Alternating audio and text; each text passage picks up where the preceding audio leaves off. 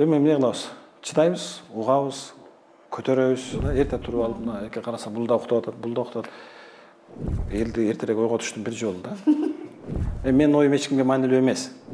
Адам дайым өзүн жазат. Мен бир нерсени, бир принципти айтайын, эми буга чейин айтчу эмесмин, эми айтайын. Талкалап барын бүттүм, эң назик көңүлдөрдү, кекебер мүнөзүңө үмүттөр көмүлгөнбү, үмүттөр көмүлгөнбү.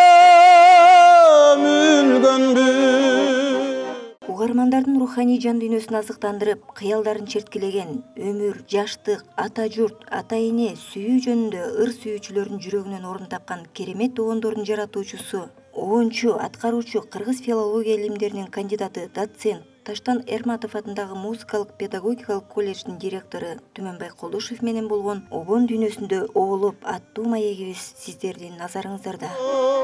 Сизде бир тереңдик байкалат. Өргө тандаган тексттериңизден тереңдик байкалат. Ошол эле учурда ошол чыккан обондордун өзү да абдан бир терең, бир башкача маанайда чыккан обондор да. Анан ошону менен катар мындай өзүңүздүн көз карашыңызда тереңдик бар.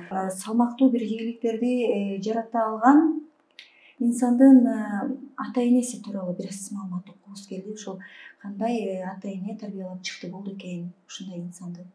Менин ата энем азыркы күндө пенсионер, экөөсү тең.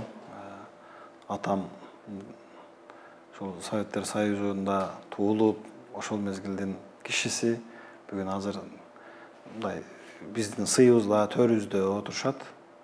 Биздин дыйканчылык менен, мал чарбачылык менен бизди тарбиялап өстүрдү.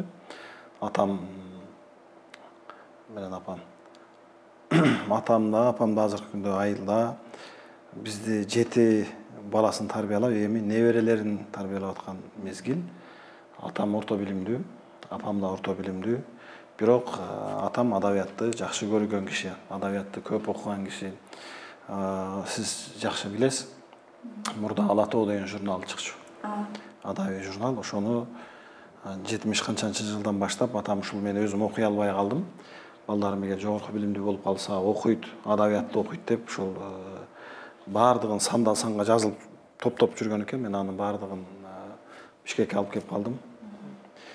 Анткени адабиятка кызыгып, поэзияны, прозаны, көркөм адабиятты окуган үй бүлөдө мен эле болуп калдым. Калган бир туугандарым башка сферада иштешет. Ошондуктан бул мындай мага гана таандыктай сезилип калат да. Анан мен эми ошол Ала тоо журналдарын окуп чоңойдук. Азыр ушул Ала тоо журналы адабият тууралуу сөз кылып жатсаңыз ойлонуп кеттим. Ошол обончулар, музыканттар чөйрөсүнө караганда сизде бир акындар чөйрөсү менен карым-катыш күчтүү сыяктуу. Балким өзүңүз дагы бир аз мындай ыр жазып каласызбы же кара сөзбү? Эмне себептен ошол акындар менен мындай жакынырааксыз? Туура баамдагансыз. Менин атымды Түмөнбай Байзаков деген акындан улам. Кыргыз жери деген ыр, мына кыргыз элибиздин экинчи гимни катары, официалдуу эмес гимн катары айтылып жүрөт. Ошол ыр жазылганда атам Түмөнбай Байзаковдай акын болсун, кыргыз жериндей жазылган ырларды жазсын деп атымды Түмөнбай койгон экен. Бирок акын боло алган жокмун. Бирок ошол аракет кылгам ыр жазганга. Сынап көргөм өзүбүздү, бирок болгон жок. Мен өзүмдүн бактымды кийин обончулуктан издеп кеттим. Бирок обончулук деген бул эмне? Мен азыркы мезгилде өзүңүз да көрүп атсаңыз керек, социалдык баракчаларым аркылуу 3-чү жолу кичине өзүмдүн ой пикиримди коомчулукка жарыялап атам да. Обончулар жөнүндө, кыргыз маданияты жөнүндө, анан мына кече жакында мына концерт коюу, автордук кече өткөрүү маданияты жөнүндө оюмду айттым. Менин оюм эч кимге маанилүү эмес. Бирок жаран катары, бир катардагы бир обончу катары өзүмдүн бир позициямды билдиргим келип атат. Себеби мен да ушул коомдун бир мүчөсүмүн. Аны айтпасам башкаларда деле ушул эле ой жашап атат. Болгону эч ким айтпайт, дебейт, ошон үчүн өзгөрбөй атат да. Анан эми акындар чөйрөсү боюнча биз обончулар акындар менен обончубуз. Музыканттар жашай берет. Музыканттар өзүнүн кантата жазып, сюита жазып, симфониялык чыгармаларды жазып, алар музыкант катары жашай бериши мүмкүн. Обончу деген эпитет дейбизби же түшүнүктүү же болбосо ошондой өнөр адамдары биз акындар менен обончубуз. Эгер акындардын текстин обон жазбасак биздин обонубуз эч нерсени түшүндүрбөйт, эч нерсени туюндурбай калат. Алардын жакшы текстине биз обонду шайкеш келтирсек экөө бир бүтүндүктү түзөт да. Ошол себептен. Экинчиден, менин музыкалык билимим да жок. Бирок музыканы мындай ички туюм менен, табият берген сезимдер менен кабыл алам.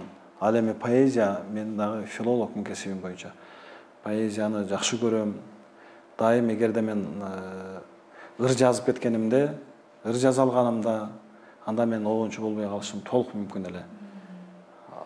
Экинчиден, мен акындар менен сүйлөшкөндө жакшы орток темалар бар. Албетте, жалпы темаларыбыз бар. Эми музыканттар менен да, обончулар менен да бар. Бирок эмнегедир менин жан дүйнөм дайым ушул акындарга тартып, мындай сөз менен иштеген сөз чеберлерине эмнегедир мындай өзүмдү жакын тута берем. Негизи поэзияда сиз билесиз, өзүнүн дагы бир музасы болот ырсаттарында, Ошол музаны кармап калабы деп ойлойм да мен сиздичи. Анан ошол музаны кармап калып туруп, аны практика жүзүндө, иш жүзүндө мындай сыртка бир көкөлөтүп, оолотуп алып чыгат окшойт деген бир ой болуп атат. Чоң обончулар, таланттуу композиторлор көп учурда обон жазып алып, анан ошол обонун менен ылайык текст издешет. Бул эми дасыккан обончуларда кездешчү көрүнүш. Айрымдарыбыз биз тексттен рахаттанып, тексттин күчү менен күйгө келип, тексттин күчү менен обон жаратуучулар да барбыз. Бул эми кандай болсо дагы ийгиликтүү чыгарманын жазылышында маселе. Текстке келе турган болсок, атам баягы урушкандай, мен көздүүмүн, мен кыйынмын дей бербе дегендей болгону, адам дайым өзүн жазат, адам өзүн ырдайт. Эч качан бирөөнү ырдай албайсың, эч качан бирөөнүн жан дүйнөсүн көрө албайсың. Болгону ошол нерсени туя билүүдө, ошол нерсени жеткире билүүдө эле, маселе ошол эле. Мен дайым өзүм текст жазбагандан кийин акындардан өзүмдүн же болбосо бирөөнүн башынан өтүп аткан окуяны ырдасаң да, кайсы бир деңгээлде анын сага таасири бар.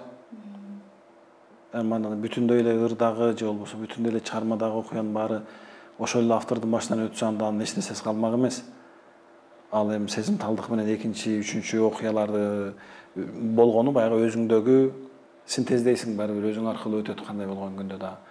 Мен тексттен дайым ушул өзүмдүн чындыгымды, өзүмдүн сүйүүмдү, өзүм көзүм көргөн, акылым жеткен,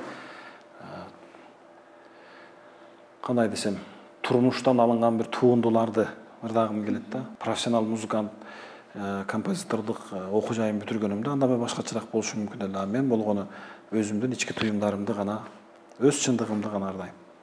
Профессионал музыкант эмесмин деп жатпайсызбы? Ошондой болсо дагы обондоруңуз ушунчалык элге алымдуу. Жүрөктөн чыккан нерсе жүрөккө жетет деген нерсени түшүнсөк болобу ушунда биз? Мен бир нерсени, бир принципти айтайын, эми буга чейин айтчу эмесмин, эми айтайын. Кече жакында бир композитордун иш чарасы болуп калды. Олтурганда ал айтып атат да, мен примитивдүү, оңой же болбосо жеңил кайрыктарды эмес, мен татаалыраак жазганга, мындай бир бышып жетилген, мындай бир өркүндөтүлгөн бир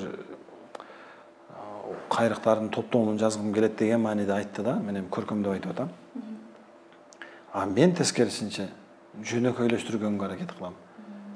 Адамдар бөлүнөт да, жөнөкөйдөн татаалга карап кетиш керек, өзү илим да, бардык нерсе.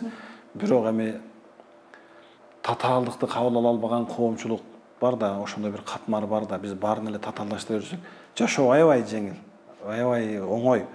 Бирок биз өзүбүз интрига кылып, өзүбүздү татаалдаштырып, бир эшиктен кире аткан жерге эки эшик коюп, үч эшик коюп, өзүбүз мындай бир кандайдыр тоскоолдуктарды жасалма түрдө жасайбыз да. Ошол сыяктуу мен обончулукта дайым жеңилдирээк, элге жакыныраак, элге жугумдуураак, эл ырдай турган нерселерге кайрылышыбыз керек. Мисалы, баардыгын татаалдаштырып жиберсең, аны өзүң ырдайсың, же ошону түшүнгөн кайсы бир баягы профессионал, ошол тармакты түшүнгөн адамдар гана түшүнүп калышы мүмкүн да, кабыл алышы мүмкүн. Биздин коомчулук кандай азыр? Бүгүнкү коомчулук азыр кандай десем, аты бар, заты жоқ, эч кандай бир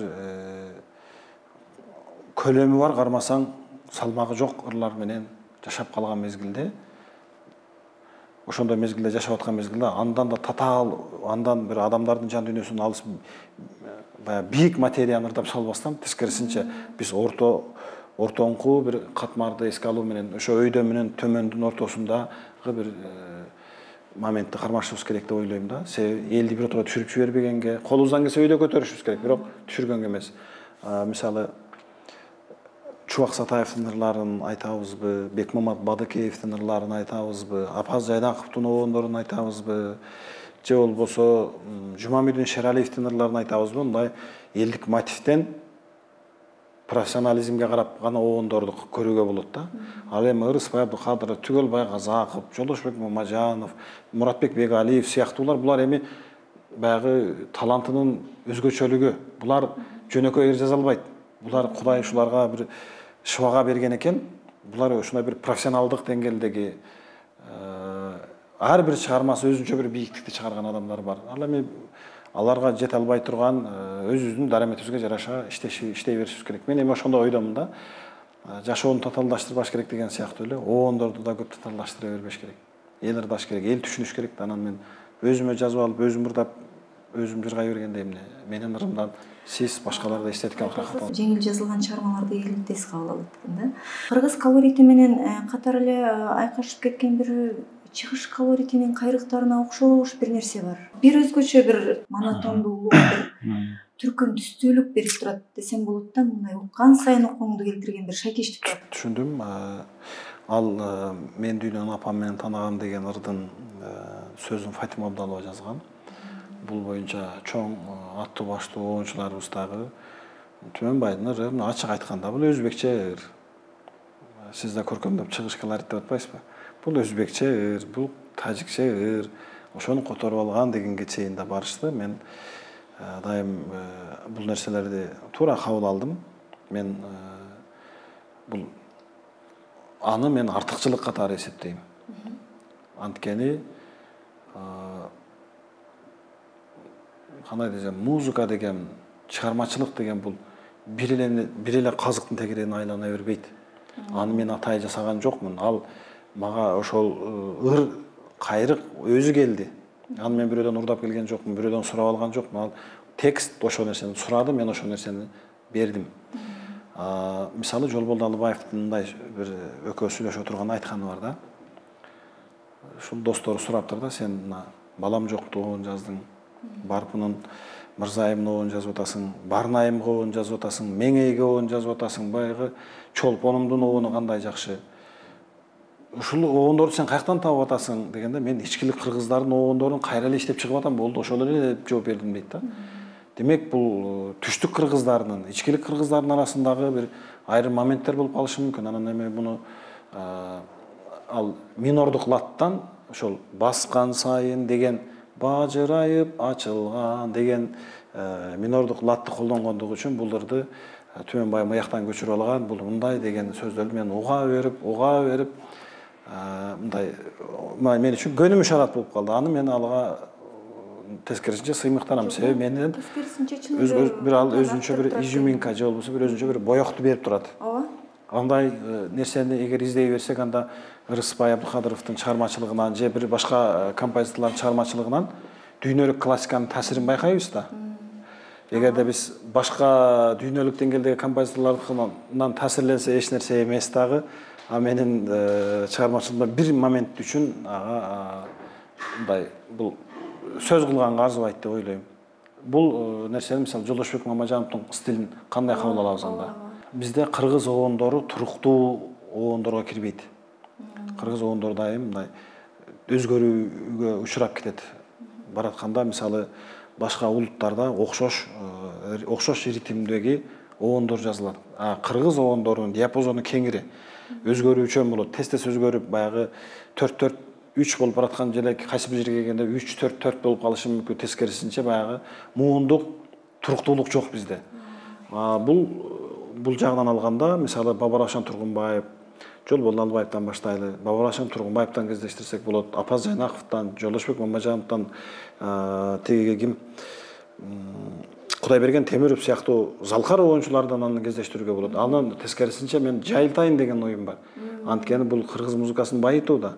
Анан биз бул жагыбыз таластан, бул жагыбыз нарынан, тиягыбыз Баткендин территориясынан гана чыкпашыбыз керек болду. Ушуну гана ардай беришибиз керек деген түшүнүктөн арылышыбыз керек. Ар бир оюнчунун өзүнүн бир кошкон салымы, бир боёгу, бир стили болуш керек да. Менин өзүмдүн стилим да ошондой калыптанып калды. Эгерде мен өзүмдүн стилимди, өзүмдүн почеркимди таппасам, анда мен оюнчу катары элге алынбайт элем. Анда эки оюн жазып коюп, Элмирбек Иманалиевдин бир айтканы бар. Мен жарты кайык деген ырымды уккандан кийин Зайырбек Ажматовго куттуктап, жакшы чечмелеп бериптир. Анан мен ошол сөздү Элмирбек экен өзүнүн оозунан угайын деп сурасам, ал киши мен күткөн жоопту эмес, башка баалуу нерсени айтып койду.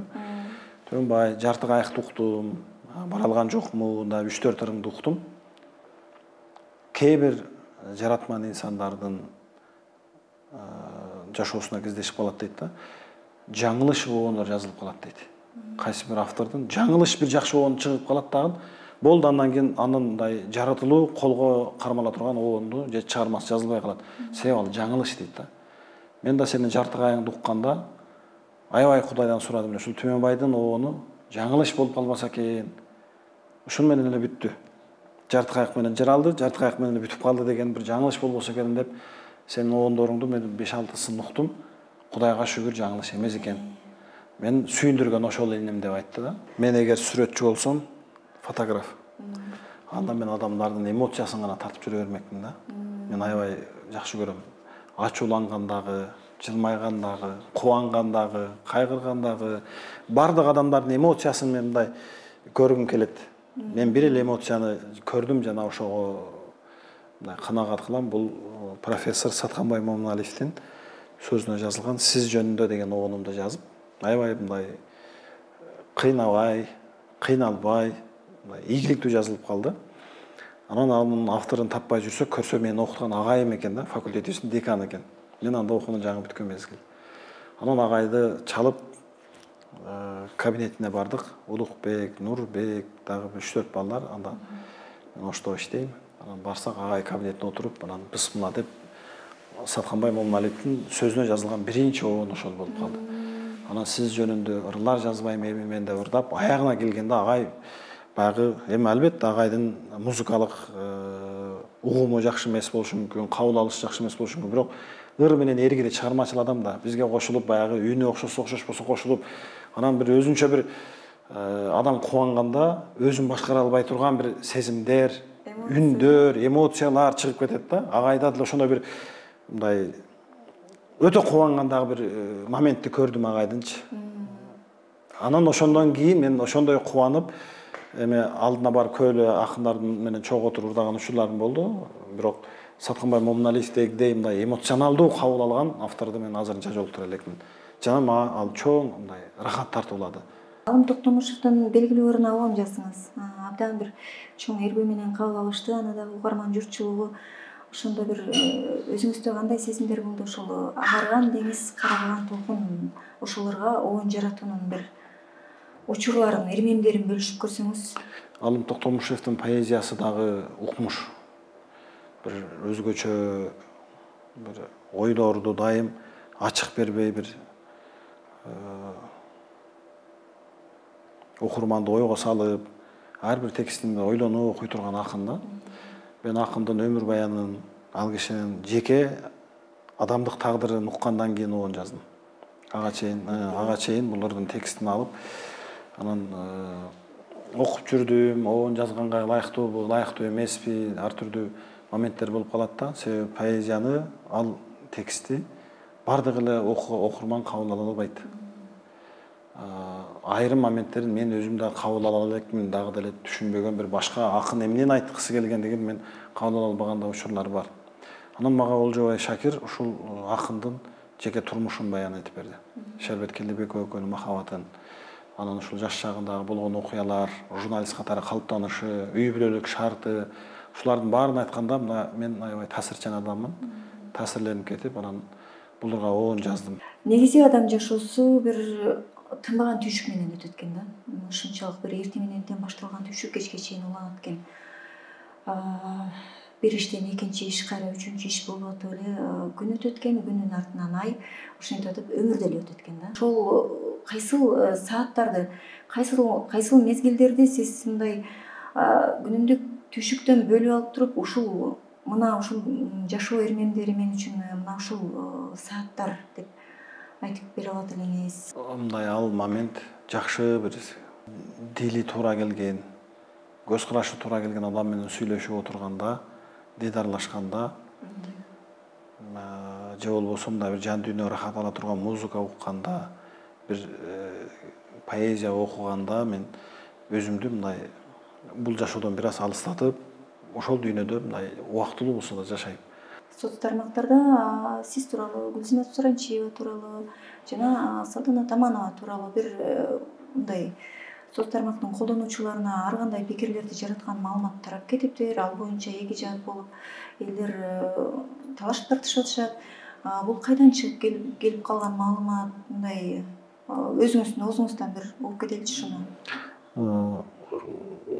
Маданият, маалымат, спорт жана жаштар иштери боюнча министрликтин орун басары Аманова Салтанат Абдуллаевна менин эжекем болот.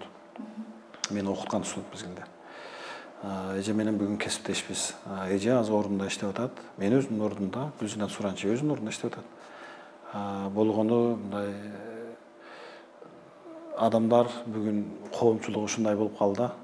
Бардык жак тынч, мелмелдеп турса, бирөө элдин баары уктап атса, бирөө ойгонуп алып ал жакты бул жакты карап алса, эртең менен бирөө жымжырттыкты бузушундай карап туруп, болбосо ушундай болсо жакшы болот эле деген өзүнүн бир кыялын окшоштуруп туруп жарып жиберип, азыр мына коомчулукта ошол иштеп аткан адамдын үстүнө эки кандидатураны Суранчиева менен колдошуп келсе уят деп биздин жактагандар бар. Эч бир себепсиз жерден чыккан маалымат болуп жатат да ушундай. Эми билбейм кайсы бир деңгээлде. Эми эмне кылабыз? Чыдайбыз, угабыз, көтөрөбүз. Коомчулук ушул сыяктуу азыркыдай талкуулап аткандагыдай билимге, маданиятка, өзүн өзү өнүктүрүүгө жумшаса аябай жакшы болбойт беле.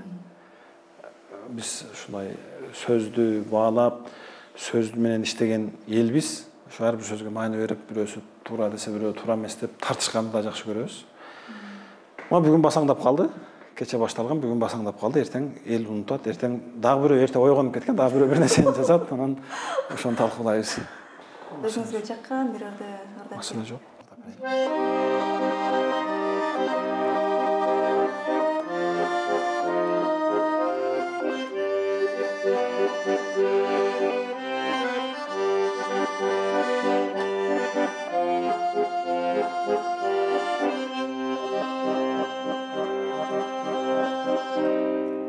Талкалап барын бүттүм, эң назик көңүлдөрдү, теке бер мүнөзүңө, үмүттөр көмүлгөнбү, үмүттөр көмүлгөнбү, жүрөгүм сенсиз кагып, ыйлады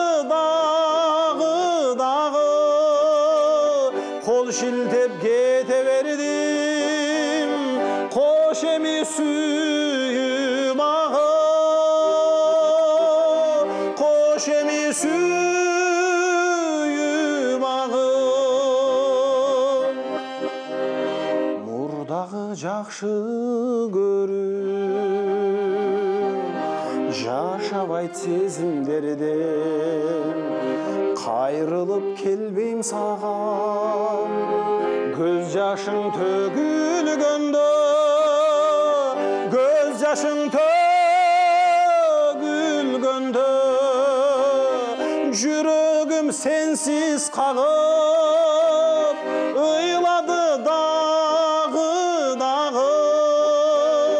кол шилтеп кете бердим, кош эми сүйүм агып,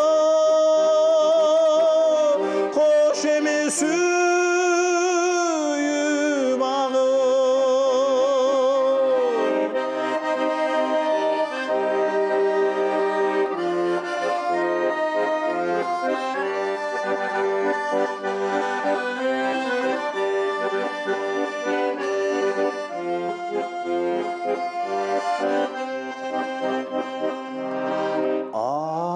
башка менин